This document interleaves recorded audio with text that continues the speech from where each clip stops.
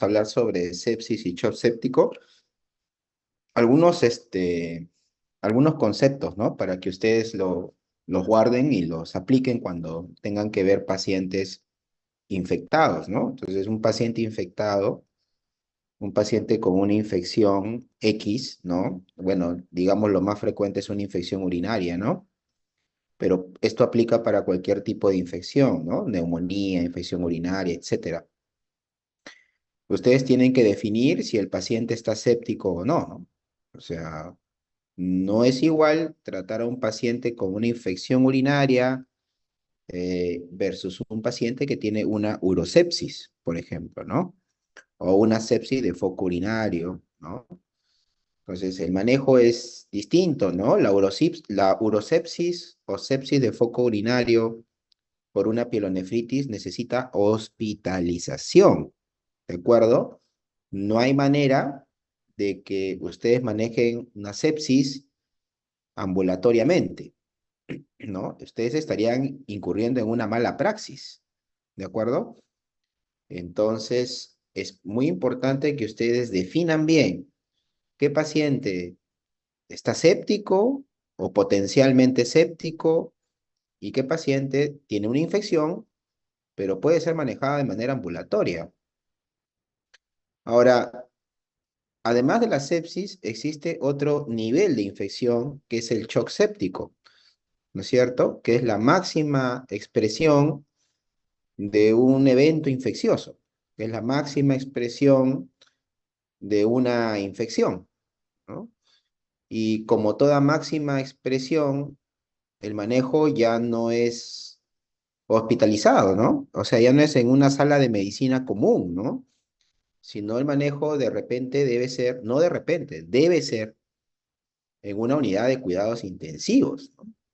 La sepsis y el shock séptico se deben manejar en una unidad de cuidados críticos. La sepsis de repente podría ser manejada en hospitalización si la condición clínica del paciente lo permite, ¿no?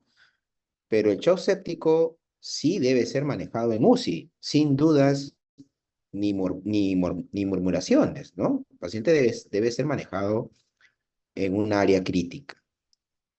Ok, entonces dicha esta introducción, ¿no? De la importancia de la clase de hoy, entonces mi principal objetivo de la clase es que ustedes sepan definir qué paciente está en sepsis, qué paciente está en shock séptico, cómo monitorizo la sepsis y el shock séptico y qué parámetros tengo para, digamos, decir que mi paciente está yendo bien con la terapia que he instaurado, ¿no? Probablemente ustedes no manejen un shock séptico y quizás tampoco una sepsis, porque eso se maneja más en un ámbito hospitalario, de médicos especialistas, ¿no? Ustedes primeramente van a ser internos, luego médicos generales, pero es muy importante que como médicos generales sepan reconocer a un paciente séptico, porque es ahí donde ustedes van a hacer las referencias y van a brindar las recomendaciones tanto al paciente como a los familiares, decirles que ya ustedes no pueden manejar la infección en casa y que necesariamente el paciente necesita una asistencia hospitalaria, ¿no? Entonces las recomendaciones de ustedes tienen que ser básicas, ¿no? En otros países, para practicar la medicina, ¿no? Por ejemplo, en el Reino Unido, los general practitioners, así se les llama, eh, hacen la labor de médicos de familia, ¿no? O médicos de cabecera. Y estos profesionales de la salud, que acá lo llamamos médico general, tienen muy claro los conceptos, saben cuándo referirlos a los pacientes y saben hasta cuándo ellos pueden manejarlo de manera ambulatoria. Y esa es la idea, ¿no? Que ustedes hagan una medicina adecuada. Esta es la agenda de hoy. Parece bastante, pero en realidad vamos a tocar los puntos más relevantes. Y otra cosa que se me había encomendado era que la clase es de sepsis, pero enfocado en el adulto mayor también, ¿no? porque entiendo que ustedes seguramente ya han tocado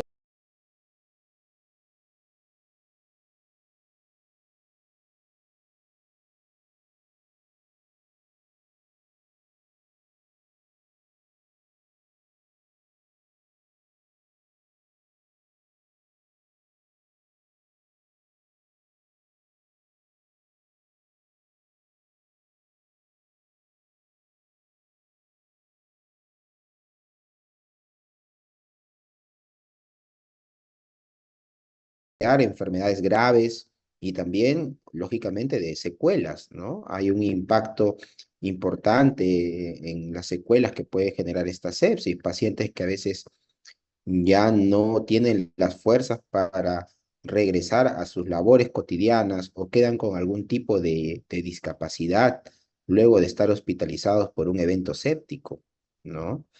Imagínense ustedes, si a un paciente adulto joven una sepsis lo golpea, no solamente anímicamente, psicológicamente, sino también físicamente, en un adulto mayor, pues este impacto es mayor. Se han descrito alteraciones, ¿no? Es bien conocida las alteraciones en la respuesta inmunitaria, no solamente cuantitativa, ¿no? El paciente adulto mayor puede tener linfopenia, ¿no? Puede tener, digamos, la función de los neutrófilos y de los glóbulos blancos incluso pueden estar un poco disminuidas. Eso se le llama inmunosenescencia, ¿no? Así como el adulto mayor, sus órganos vitales comienzan a envejecer, el sistema inmunológico tampoco es ajeno a ello, tampoco es ajeno a esa evolución natural y también empieza pues a envejecer y a funcionar de manera inadecuada, ¿no? Ya no funciona como el sistema inmunológico que seguramente tienen ustedes. Entonces, un paciente adulto mayor es más susceptible de que los microorganismos lo invadan, ¿no? Con facilidad, tienen mayor riesgo de hacer infecciones por patógenos intracelulares, ¿no? Por ejemplo, la tuberculosis pulmonar en el adulto mayor es un problema importante, ¿no? Las infecciones fúngicas en el adulto mayor, ¿no? Son importantes, ¿no? Las infecciones respiratorias, por ejemplo, ¿no? Los virus. Ustedes saben que los pacientes con influenza, adultos mayores, tienen mayor riesgo de hacer complicaciones, tienen mayor riesgo de hacer insuficiencia respiratoria aguda grave, mayor riesgo de conexión a ventilador, mayor riesgo de neumonía severa, ¿no? Una simple influenza que de repente a nosotros nos puede tumbar 2 o 3 días con fiebre y malestar general, a un adulto mayor lo puede llevar a la UCI, ¿no? A ventilación mecánica, a soporte, ¿no? Entonces, los patógenos intracelulares en el adulto mayor, pues, cobran bastante relevancia, ¿no? También se han descrito que las vacunas, lógicamente por el sistema inmunológico, digamos, un tanto envejecido, un tanto senescente, eh, las vacunas, las respuestas de los anticuerpos a las vacunas, pues suelen ser de manera no tan efectiva, o sea, la eficacia de las vacunas en los adultos mayores no son las mismas que la vacunación en la población pediátrica o en la población adulta, ¿no? Entonces, por eso es importante que las vacunas sean, digamos, administradas en los tiempos correctos, ¿no? Por ejemplo, vacunar a una persona de 100 años o de 90 años o de 80 años no tiene mucho sentido porque la eficacia no va a ser la misma, ¿no? De repente algunos dirán, pero bueno, peor es no vacunarlo, pero yo digo, ¿cuál es la respuesta que puede tener una vacuna en una persona de 80 años? Entonces, las respuestas a las vacunas van a ser deficientes también. Entonces, hay que saber evaluar pros y contras y ver hasta qué punto podemos vacunar a esta población, ¿no? O sea, por ejemplo, con la vacuna del COVID teníamos que hacerlo, ¿no? Porque sabíamos que los adultos mayores eran vulnerables. Pero yo me refiero a vacunas como, por ejemplo, la del neumococo, vacunas contra el herpes zóster, a un paciente de 90, 80 años, la eficacia va a ser menor, lógicamente, ¿no? No vamos a esperar una eficacia similar a la de la población adulta mayor joven, ¿no?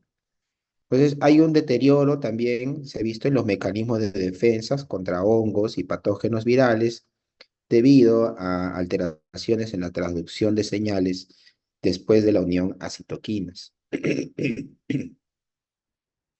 Bueno, las infecciones en los pacientes mayores de 60 años son muy frecuentes, ¿no? En el año 2013 se describieron 243 episodios de infecciones, 243 millones de infecciones, perdón, 243 millones de personas mayores de 60 años, o sea, la población adulta mayor se está incrementando, ¿no? O sea, la esperanza de vida de la población está aumentando, ¿no? Porque ahora, digamos, los servicios de salud han mejorado, ¿no?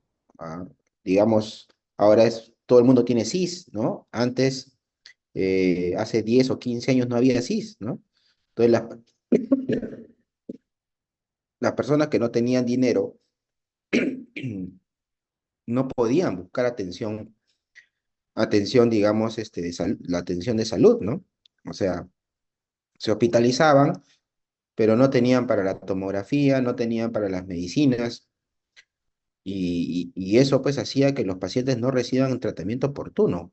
Ahora con el SIS, digamos, un paciente de bajos recursos tiene posibilidades de tener un diagnóstico y al menos un tratamiento, digamos, no el mejor, porque sabemos la precariedad de los sistemas de salud en nuestro país, pero al menos tiene la oportunidad de tener un tratamiento o de tener de alguna atención médica, cosa que antes no lo había, ¿no? La gente moría en sus casas, no tenían cómo ir al hospital, no tenían para las Mamá, ni medicinas. hablamos en un ratito que tengo que ¿Ya? salir a hacer Hay cosas. que apagar los audios, chicos. Esto es repetitivo, ¿no?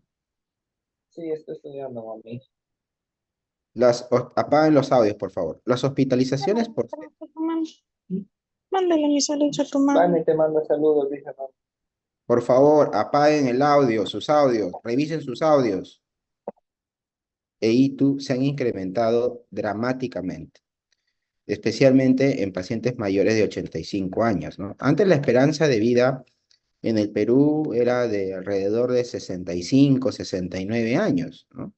Ahora la esperanza de vida ha aumentado, ¿no? Por todo lo que les vengo diciendo, ¿no? Ahora hay más capacidad, digamos, de poder acceder a un servicio de salud.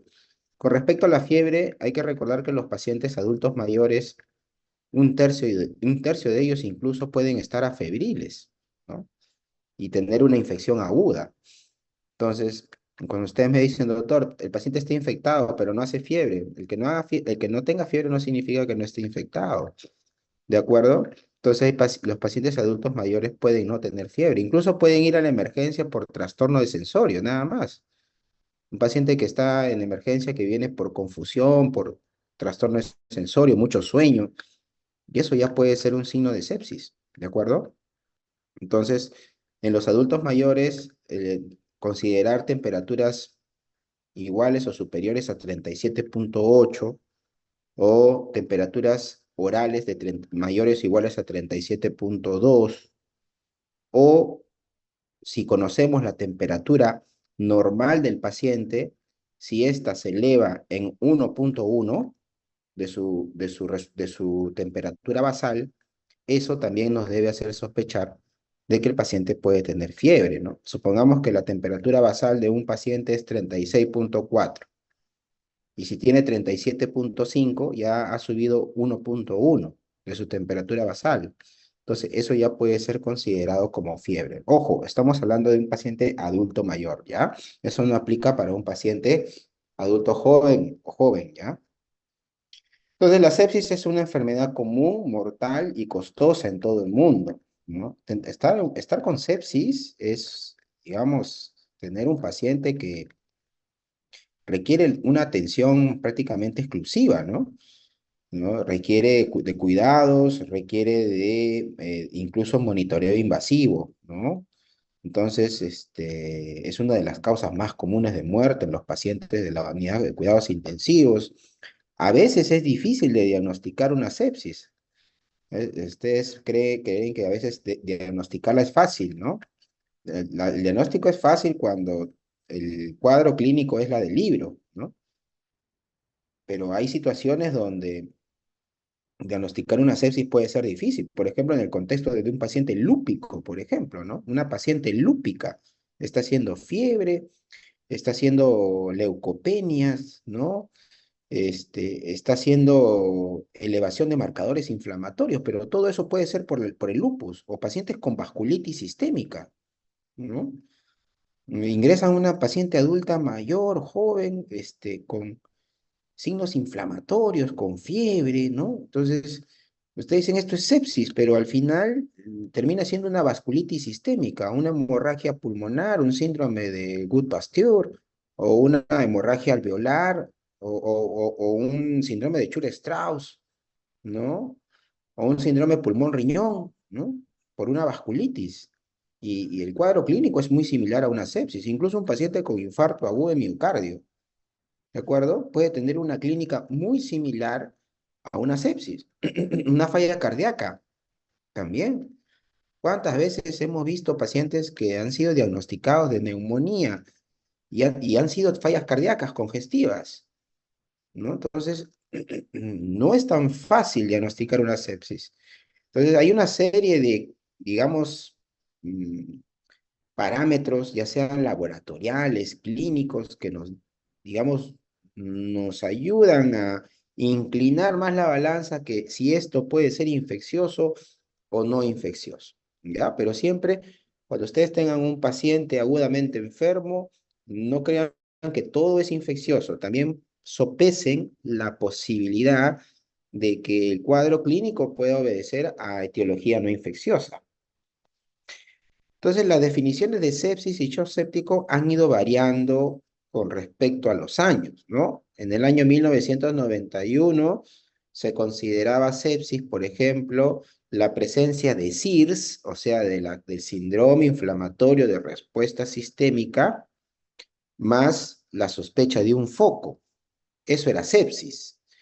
Y luego esta definición ha ido cambiando, ¿no? Hasta la última definición del año 2016, ¿no? Donde ya se reconoce a la sepsis como una infección que compromete un órgano blanco. O sea, es un paciente que tiene una infección, pero que además está comprometido, hay disfunción de un órgano.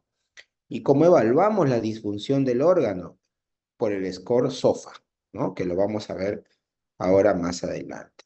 Entonces, antes la sepsis se le conocía por una alteración, ¿no? En la respuesta inmunológica, ¿no? O sea, en una balanza, la respuesta proinflamatoria superaba grandemente a la respuesta contrarreguladora, que era el CARS, ¿no? O sea, el SIRS superaba al CARS, que era la respuesta contrarreguladora. Y como el SIR superaba al CARS, lo que se evidenciaba en el paciente era una respuesta inflamatoria sistémica que se podía evidenciar por un hemograma con leucocitosis o leucopenia o con presencia de formas inmaduras o lo que llamamos abastonados o desviación izquierda, la frecuencia cardíaca mayor de 90, la frecuencia respiratoria mayor de 22 o, digamos, la temperatura, ¿no? Ya sea fiebre mayor o igual a 38 o hipotermia, ¿no? Esos eran los criterios. Si el paciente tenía dos o más de estos criterios, ya se decía que estaba en un estado de síndrome de respuesta inflamatoria sistémica. Pero lo que se ha visto en el tiempo es que no solamente la respuesta inmunológica es la que está alterada, sino que también hay vías no inmunológicas que sufren modificaciones durante la sepsis, como las vías cardiovasculares, neurológicas, autonómicas, hormonales, metabólicas y de la coagulación. Entonces, un paciente con sepsis puede empezar haciendo hipotensión, ¿no? Presión arterial de oxígeno, perdón, presión arterial sistólica comienza a disminuir a menor de 100 milímetros de mercurio, ¿no? La neurológica, el paciente puede venir con trastorno de sensorio, con encefalopatía, ¿no? La autonómica, el paciente puede venir con taquicardia o bradicardia. Hormonal, el paciente puede empezar a hacer insuficiencia suprarrenal y esto agravar el cuadro de sepsis ocasionando shock. Metabólica, pacientes con sepsis suelen hacer hiperglicemias, ¿no? Suelen hacer disturbios, digamos, no solamente en la glucosa, sino también en la función renal. Los pacientes sépticos pueden hacer injuria renal aguda, pueden hacer alteraciones hepáticas, ¿no? Puede haber una injuria hepática también por sepsis. Y de la coagulación, pacientes con sepsis que son mal controlados pueden llegar a hacer coagulación intravascular diseminada, pueden estar haciendo plaquetopenia, ¿no? Por eso es importante en un paciente séptico solicitar un hemograma, ¿no? El hemograma no solamente sirve para ver los glóbulos blancos, sino también sirve para ver la hemoglobina y ver las plaquetas. Entonces, un paciente séptico no solamente es respuesta inmunológica, ¿no? Sino también hay vías no inmunológicas que pueden estar alteradas o pueden sufrir modificaciones. Entonces les comentaba que sepsis 1, o sea, la primera definición de sepsis, se llamaba sepsis aquella respuesta sistémica, ¿no? Aquella respuesta inflamatoria sistémica debido a una infección. Y esto es lo que seguramente ustedes han revisado, el síndrome de respuesta inflamatoria sistémica, que de estos 4 criterios se decía que si al menos el paciente tenía 2 de estos 4 criterios, se consideraba como un paciente en estado SIRS, ¿no? Esto ya no se usa mucho, ¿no? Nos ayuda, sí, nos da una idea, una imagen, ¿no? Una fotografía de lo que puede estar ocurriendo con el paciente, pero definitivamente no son los criterios de sepsis que se deben utilizar en la actualidad, porque se ha visto que hay muchos pacientes que pueden tener leucocitosis, que pueden tener frecuencias respiratorias mayor de 20, o que pueden tener incluso hasta fiebre y no ser de una causa infecciosa, ¿no? Pacientes, por ejemplo, con pancreatitis pueden hacer leucocitosis y fiebre, ¿no? Y la pancreatitis no tiene una etiología infecciosa. La pancreatitis es una enfermedad inflamatoria del páncreas. A consecuencia, pues lo más clásico es que sea de origen biliar, ¿no? Las quemaduras, por ejemplo, ¿no? Los grandes quemados también hacen una respuesta inflamatoria sistémica y eso no es a consecuencia de una infección. Los pacientes politraumatizados también hacen SIRS y hay otras entidades que también pueden hacer SIRS y no todos los pacientes con SIRS están infectados, ¿ya? Entonces, por eso es que el SIRS se dice que no es exclusivo de la sepsis. Hay otras entidades no infecciosas, las vasculitis, por ejemplo, las enfermedades autoinmunes, incluso algunas neoplasias, pueden hacer SIRS y eso no significa que el paciente esté infectado. Entonces, por eso que este concepto de sepsis 1 fue siendo relegado, ¿no? Porque se dieron cuenta los los intensivistas, el panel de expertos, que eso no es SIRS, el SIRS no solamente es explicado por la infección. Entonces aparece un nuevo concepto del sepsis 2, que ya es un concepto un poquito más amplio, ¿no? Que lo definen como un síndrome clínico caracterizado por la presencia de una infección establecida y un síndrome de respuesta inflamatoria sistémica, pero que además del síndrome de respuesta inflamatoria sistémica, este comité de expertos amplió la lista de hallazgos clínicos y de laboratorio para facilitar la utilidad de los criterios para el médico de cabecera. O sea, el concepto de sepsis 2 toma todas estas variables, ¿no? Que son muy extensas, ¿no? Ustedes ven acá en la pantalla. Son muy extensas. En sepsis 1 solo tomaban 4 variables y se decía que con 2 o más ya el paciente estaba en un estado de respuesta inflamatoria sistémica. El concepto de sepsis 2 toma una serie de variables clínicas y laboratoriales, ¿no? Por ejemplo, ya ellos están considerando la hipotensión, están considerando la hipoxia, la oliguria, las anormalidades en la coagulación, el hilio, la trombocitopenia, los niveles de bilirrubina elevada, lactato elevado, etcétera, ¿no? Pero se vio que esto era muy engorroso, ¿no? Se vio que esto, o sea, el médico, digamos, el general practitioner, o el médico general, o el médico de familia, tenía que tener una serie de exámenes de laboratorio para poder determinar si el paciente realmente estaba en sepsis, y no era muy práctico, ¿no? La idea de definir a un paciente séptico debía ser algo más rápido, porque ustedes saben que cada hora que pasa con un paciente séptico es un tiempo perdido y que eso a las finales puede tener una repercusión en su mortalidad. Y por eso aparece esta definición de sepsis 3, que ya no solo involucra la parte inmunológica, sino que también involucra la parte de la disfunción de órganos, ¿no? Que amenaza la vida, causada por una respuesta no controlada a la infección. ¿Y cómo evaluamos esta disfunción de órganos? Con el score SOFA, ¿no? La respiración lo evaluamos con el PAFI, ¿no? Con el PAFI, ¿no? La relación entre la presión arterial de oxígeno y el FiO2. La coagulación lo evaluamos con los niveles de las plaquetas. En este caso, si hay trombocitopenia, es un punto. El hígado lo evaluamos con la elevación de las bilirrubinas. La función cardiovascular lo evaluamos con la hipotensión, con la presencia de la hipotensión. El sistema nervioso central lo evaluamos con el trastorno de sensorio, y la función renal lo evaluamos con la elevación de la creatinina o disminución del flujo urinario, ¿no?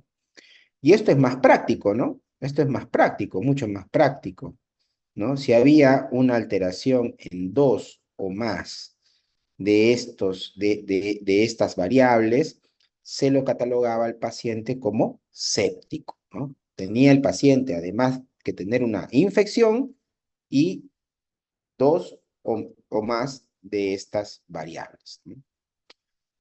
La mortalidad de la sepsis ha disminuido porque tenemos antibióticos a disponibilidad. En Europa, en Estados Unidos, la mortalidad de la sepsis ha disminuido de 28 a 18%. En nuestro país no sé si ha disminuido tanto. Yo creo que ha disminuido, pero no tanto, porque aún pues seguimos careciendo de algunos recursos, ¿no? Entonces, cuando se evaluó, digamos, qué pacientes hacían sepsis en una gran cantidad de hospitales en los Estados Unidos, se vio que la gran mayoría de los pacientes que tenían sepsis eran pacientes adultos mayores, ¿no? Eran adultos de 60 a 79 años, 46, casi 47%, ¿no? La media, 66 años para hacer sepsis, ¿no? Se vio que los hombres hacían más sepsis que las mujeres, y que los pacientes sépticos tenían comorbilidades, ¿no? La comorbilidad más frecuente es la diabetes, ¿no? No por nada se dice que los pacientes diabéticos tienen mayor riesgo de infección o mayor riesgo de complicaciones, ¿no? Las enfermedades pulmonar obstructiva crónica, la enfermedad renal, la falla cardíaca, el cáncer, ¿no? Se vio que solamente el 17% de los pacientes sépticos tenían hemocultivos positivos, ¿no? Y que la media de la estancia en UCI era de aproximadamente 6.4 días.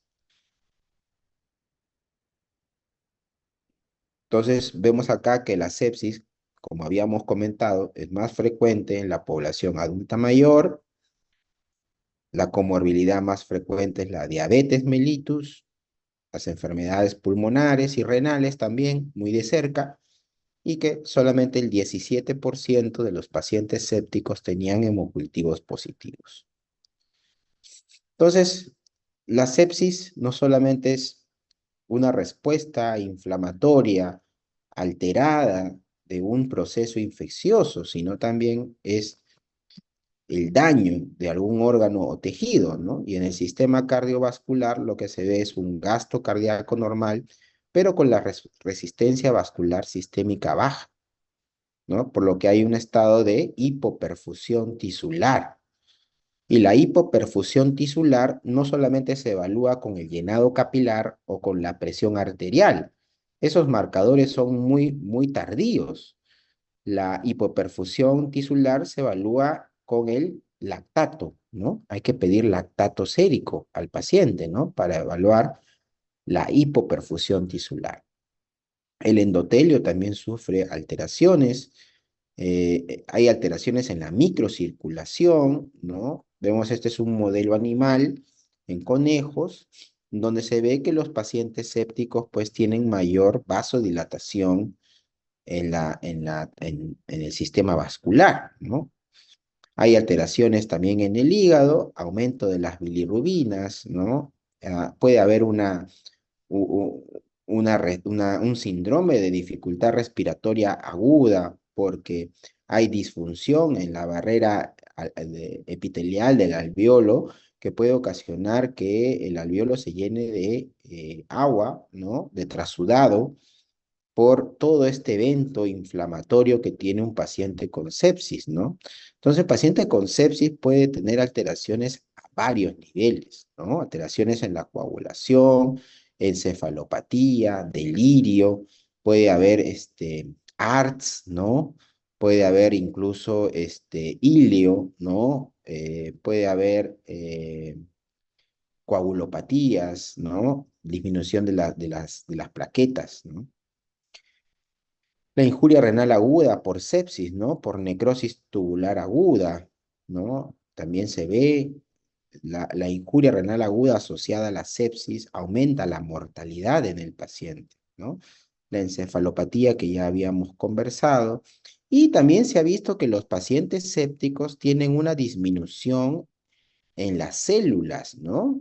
Hay una disminución de la inmunidad celular, o sea, la inmunidad celular en el paciente séptico se ve afectada. Ustedes ven acá, los pacientes sépticos tienen menores niveles de CD4 en comparación a los pacientes no sépticos y a los pacientes con algún tipo de traumatismo. Ven ustedes también aquí que los pacientes sépticos tienen niveles inferiores de CD8, niveles inferiores de CD3. Entonces, también se puede decir que la sepsis es un estado de inmunosupresión. O sea, un paciente séptico es un paciente que está hasta cierto punto inmunosuprimido. Y eso es la explicación de por qué los pacientes en la unidad de cuidados intensivos desarrollan infecciones por bacterias oportunistas, ¿no? Hay pacientes que desarrollan infecciones por enterococo, desarrollan infecciones por cándida, ¿no? Hacen candidemias, ¿no? Pueden hacer incluso infecciones por aspergillus, aspergilosis, ¿no? Pueden hacer infecciones por bacterias o por microorganismos en general que una persona digamos, que está en casa, inmunocompetente, pues no lo desarrolla, ¿no? Entonces, se ve que hay una disminución o una alteración en la inmunidad celular. Habíamos dicho que también los pacientes sépticos hacen un compromiso pulmonar y pueden hacer un ARTS, ¿no? Y esto es lo que yo les decía, ¿no? Cuando hay una infección, la infección provoca inflamación y cuando el CARS, ¿no? Regula este proceso inflamatorio, no pasa absolutamente nada, ¿no? El paciente no sufre un deterioro clínico e incluso, ¿no? Son estos pacientes que tienen una buena regulación del CARS que pueden ser manejados de manera ambulatoria. Sin embargo, hay pacientes que o sea, el balance del CARS no es adecuado, hay una pérdida en el balance entre el CIRS y el CARS, predominando el CIRS, ocasionando una disfunción inmunológica, y esta disfunción inmunológica se traduce clínicamente en el paciente con falla de múltiples órganos, injuria tisular, inmunosupresión, lo que conlleva al paciente a un estado de sepsis, de shock séptico, con cambios muchas veces irreversibles que finalmente terminan en la muerte del paciente, ¿no? Hay una serie de enzimas que ustedes ya conocen, la interleucina 1, el factor de necrosis tumoral, la interleucina 1 beta, ¿no? Que son mediadores inflamatorios, ¿no? ¿De acuerdo? Hay una serie de citoquinas que se elevan, incluso las especies reactivas de oxígeno, los radicales libres, las moléculas de adhesión, todas estas interleucinas, la interleucina 10, etcétera, se incrementan en el contexto de un paciente séptico. Entonces, el corazón también empieza a trabajar más, ¿no? Entonces, empieza a trabajar porque reconoce de que hay una vasodilatación sanguínea y el corazón empieza a bombear sangre tratando de contrarrestar ese déficit, ¿no? Entonces, este corazón también se agota y puede ocasionarse infartos, ¿no? Hay pacientes que tienen sepsis y además desarrollan infartos agudos de miocardio, ¿no? Hay muchas citocinas involucradas, ¿no? No solamente la inmunidad celular se ve afectada, sino también la inmunidad humoral. Y bueno, cuando todo esto se hace un caos, ¿no? Y predominan las sustancias inflamatorias, el paciente se encuentra en un estado de tormenta de citoquinas que justamente es la que ocasiona la injuria tisular que en algunos casos es irreversible, ¿no? Entonces, debido a todo este conocimiento de la sepsis, ya se reconoce que es un estado de emergencia, ¿no? La sepsis es una emergencia médica. Es una emergencia médica que los pacientes deben recibir asistencia en lo más pronto posible, ¿no? O sea que en una hora el paciente debe tener una medida de lactato para ver signos de hipoperfusión tisular. Los pacientes deben tener ya 2 hemocultivos, o sea, se les debe haber hecho 2 hemocultivos, se le debe haber medido el lactato. Luego de tomar los hemocultivos, ya se le debe haber administrado antibióticos. Luego de administrar los antibióticos, se debe ver si los niveles de lactato del paciente, si el paciente está hipotenso o tiene niveles de lactato mayores o iguales a 4 milimol por litro, se le debe resucitar con fluidos. Y si a pesar de la resucitación con fluidos el paciente sigue teniendo un lactato elevado o hipotensión, se debe usar vasopresores para mantener una presión arterial media mayor o igual a 65 milímetros de mercurio. ¿De acuerdo? Todo esto de acá se debe hacer en una hora, ¿ya? Aquí nuevamente, ¿no? Está todo lo que se debe hacer en una hora, ¿no? La medida del lactato, la obtención de los cultivos, la administración de antibióticos, la resucitación con fluidos si hay hipotensión o los niveles de lactato son mayores o iguales a 4 milimoles por litro, y la aplicación o el uso de vasopresores si el paciente, a pesar de la resucitación con fluidos, no ha logrado obtener una presión arterial media mayor o igual a 65. Entonces, es muy importante tomar los cultivos, ¿no? Es muy importante tomar cultivos en pacientes infectados. Mucho más importante y es vital tomar cultivos en pacientes sépticos o con shock séptico, ¿no? Los cultivos tienen que ser dirigidos de acuerdo al foco que estamos sospechando, ¿no? Si estamos sospechando de una infección urinaria, hay que pedir urocultivos.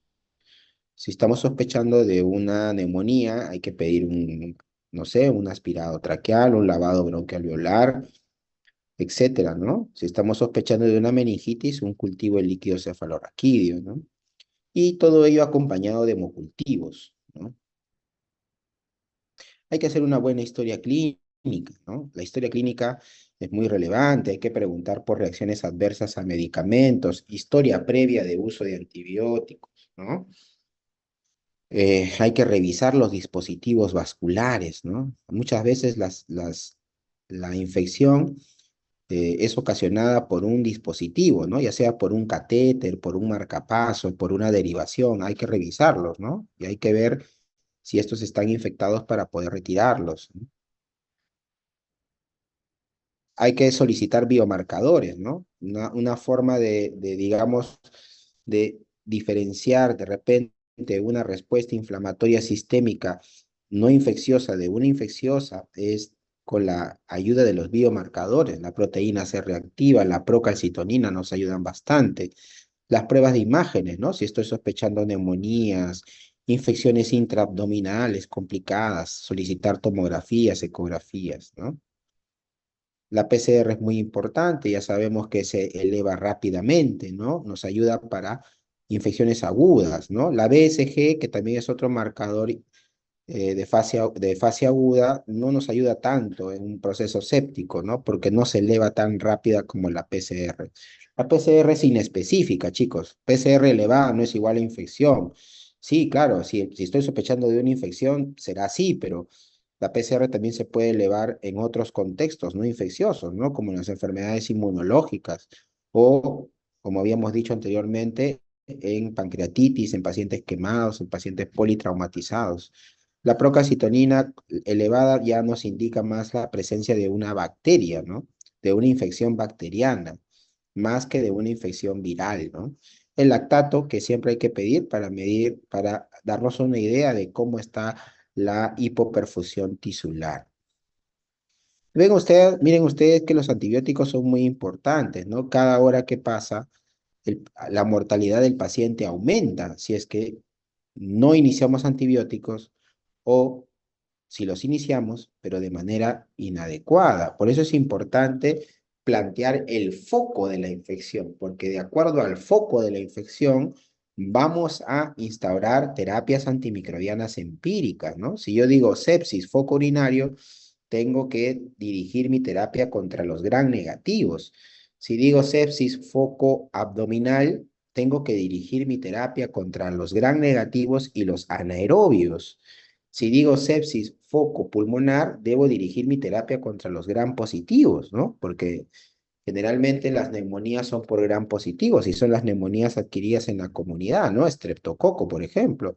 Pero si es una neumonía intrahospitalaria, debo dirigir mi terapia para los gram negativos, incluyendo pseudomonas, ¿no? Ahora ya va a depender si usamos terapia doble o terapia combinada o monoterapia. Eso va a depender, chicos, eso va a depender del sitio de la infección, del nivel de la infección y de los mapas microbiológicos de los hospitales, ¿no? Si hay mucha resistencia en un hospital, de repente conviene dar terapias combinadas, ¿no? La resucitación con fluidos es muy importante, ¿no? Podemos usar cloruro de sodio, ¿no? Al 9 por mil, podemos usar lactato de Ringer, ¿no? Cualquiera de las dos. Incluso también podemos usar coloides, ¿no? Pero la resucitación con fluidos se recomienda principalmente usar cristaloides, ¿no? La resucitación con fluidos es para mantener una presión arterial media mayor o igual a 65, ¿ya? Miren ustedes, muchas personas, muchos investigadores se han preguntado cuál es la mejor estrategia, si usar coloides, usar cristaloides. Lo que se recomienda en líneas generales es usar cristaloides, ya sea lactato de Ringer o el cloruro de sodio al 9 por mil. El control del foco es importante, ¿no? Si yo tengo una sepsis de foco abdominal por una apendicitis, el paciente tiene que entrar a la sala de operaciones, ¿no? A controlar la apéndice, a sacar la apéndice.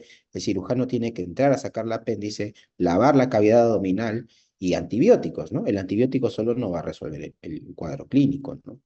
La fluidoterapia es muy importante, ya hemos dicho por qué, y el uso de vasoactivos cuando no logramos, digamos, no logramos mantener la presión arterial media mayor o igual a 65. Se usa la noradrenalina, se puede usar epinefrina, vasopresina, dopamina o dobutamina.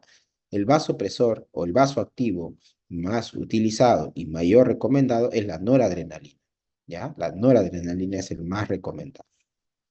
Miren ustedes, en sepsis hay que monitorizar la presión arterial media, acuérdense de eso, la presión arterial media hay que monitorizar el punto de corte 65 milímetros de mercurio.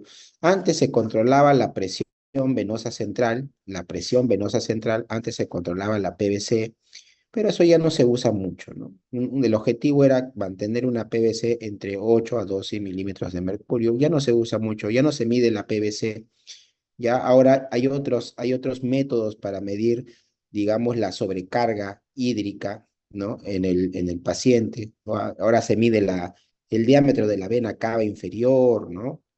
Generalmente, ¿no? Ya no se mide la PVC, pero la presión arterial media sigue siendo útil. La presión venosa mixta, ¿no?